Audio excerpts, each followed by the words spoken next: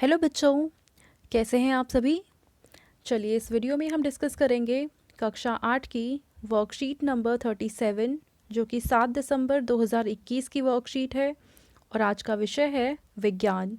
और आज जो हम टॉपिक पढ़ने वाले हैं वो है जंतुओं में जनन। तो चलिए इस वर्कशीट को हम शुरू करते हैं। हम सभी जानते हैं कि हम और हमारे भाई बहनों के कुछ लक्षण अपनी माता जी से और कुछ लक्षण अपने पिताजी से मिलते हैं। ऐसा क्यों होता है, इसको जानने के लिए हम निषेचन प्रक्रिया को समझते हैं। निषेचन क्या होता है, चलिए पहले हम इसको समझ लेते हैं। नर युग्मक यानी कि शुक्राणु और मादा युग्मक यानी कि अंडाणु के संलयन की प्रक्रिया को निषेचन कहते हैं। तो जब शुक्राणु और अंडाणु का मिलन होता है, वो आपस में फ्यूज़ करते हैं, उसे ही हम कहेंगे निषेचन।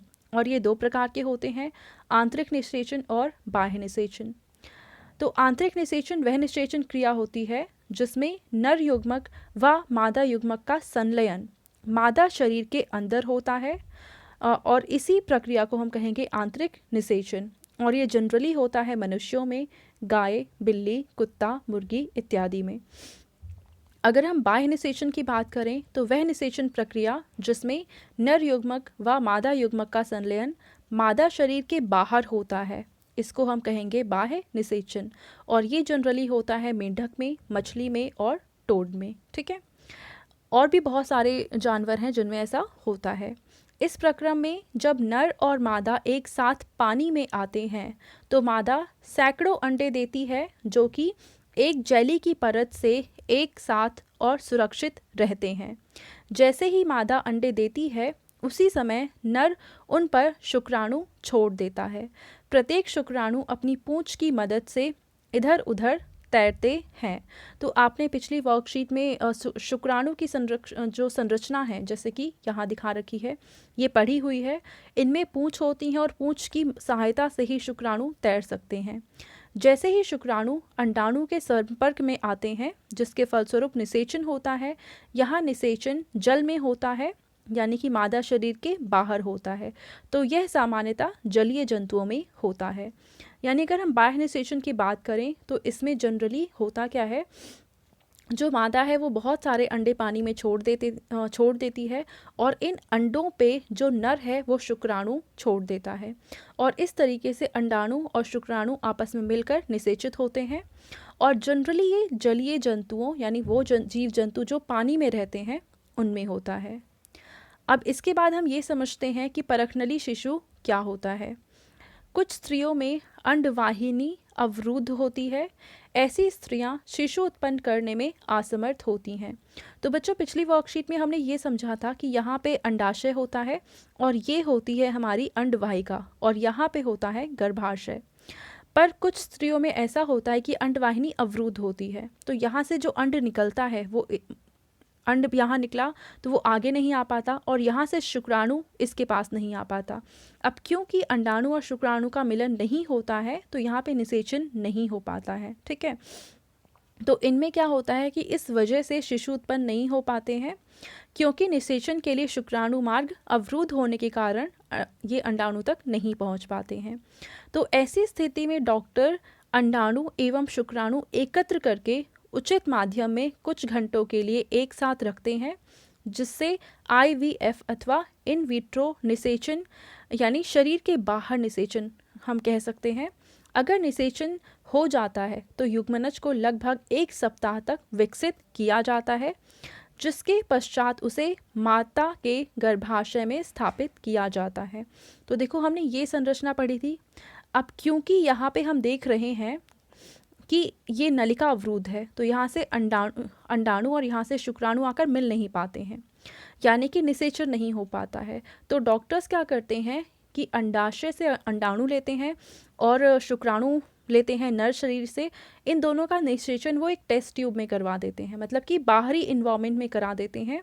और जब इनके निषेचन के पश्चात युग्मनज बन जाता है तब इसको जब ये थोड़ा विकसित हो जाता है तो उसको गर्भाशय में स्थापित कर दिया जाता है और उसके पश्चात माता के गर्भाशय में इसका पूर्ण तरीके से विकास होता है तथा शिशु का जन्म सामान्य शिशु की तरह ही होता है।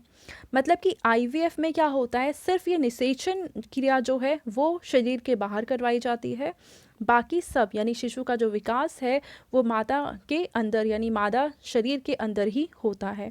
इस तकनीक द्वारा जन्मे शिशु को परख नली शिशु कहते हैं, क्योंकि आईवीएफ के दौरान होता क्या है, निषेचन परख नली में किया जाता है। यह एक मिथ्या है कि शिशु का विकास परख नली में होता है। तो शिशु का विकास परख नली में नहीं होता है, वो गर्भाशय में ही होता है।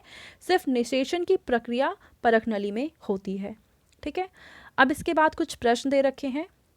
पहला प्रश्न है कि निषेचन किसे कहते हैं।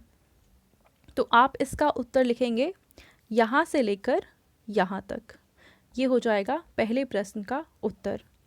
इसके बाद हम देखते हैं दूसरा प्रश्न, जिसमें हमसे कह रखा है कि आंतरिक निषेचन व बाह्य निषेचन में दो अंतर बताओ। तो आप पहले में तो इनकी परिभाषा लिखेंगे और दूसरे में इसके उदाहरण लिखेंगे।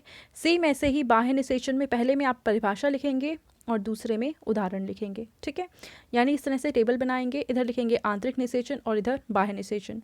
तो पहले में आंतरिक निषेचन की परिभाषा और यहाँ पे बाह्य निषेचन की परिभाषा, और दूसरे में आंतरिक निषेचन किन किन जंतुओं में होता है उनका नाम लिखेंगे, और यहाँ पे बाह्य निषेचन किन किन जंतुओं में होता है उनका आप नाम लिख देंगे। ठीक है, ये सारे यहाँ पे दिए हुए हैं।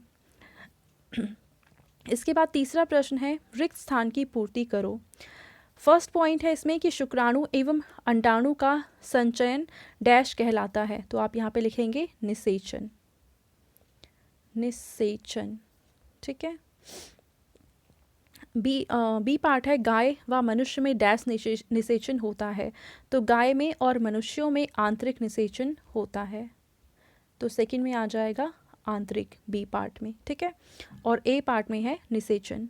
फिर सी पार्ट है कि बाह्य निषेचन डैश जंतुओं में होता है। तो आप सी में लिखेंगे सामान्यतः, सामान्यतः जलीय, यानी जनरली जलीय जंतुओं में होता है बाह्य निषेचन। चौथा है कि आईवीएफ का पूरा नाम क्या है। तो हमने अभी ऊपर पढ़ा था इन विट्रो फर्टिलाइजेशन। आईवीएफ का क्या है, इन विट्रो, हिंदी में है इन विट्रो निषेचन और इंग्लिश में कहेंगे इन विट्रो फर्टिलाइजेशन। ठीक है, तो ये आप लिखेंगे फोर्थ क्वेश्चन के आंसर में। एंड फिफ्थ क्वेश्चन है कि बाह्य निषेचन करने वाले दो जंतुओं के नाम लिखिए।